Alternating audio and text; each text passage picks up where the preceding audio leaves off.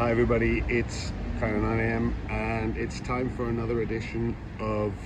reminding you what the fuck is going on regarding the re-emergence of hardcore colonialist discourse and values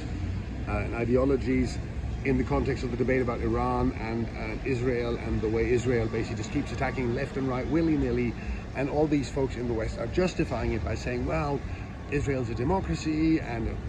first of all, being a democracy does not mean you get to attack other countries willy-nilly. It also doesn't mean that you get to have nuclear weapons, which Israel does and everybody knows it, and Iran does not get to have nuclear weapons. Now, I'm not going to even tell you about the history of Iran, how in the 50s it was a vibrant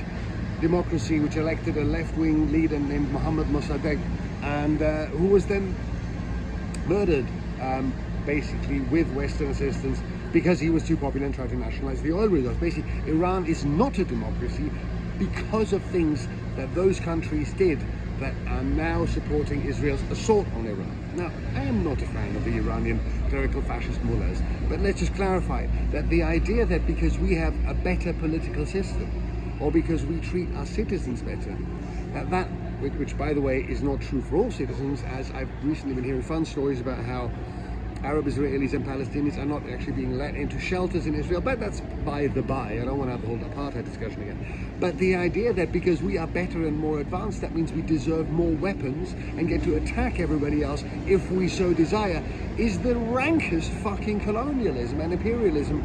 and that's having a resurgence now. The whole idea that international law is basically for pussies, which is essentially what a lot of Western politicians are saying. Well, as long as it doesn't allow us, if it doesn't allow us to attack whomever we want, then it doesn't work. It was exactly like the ICC when somebody said, when Netanyahu was being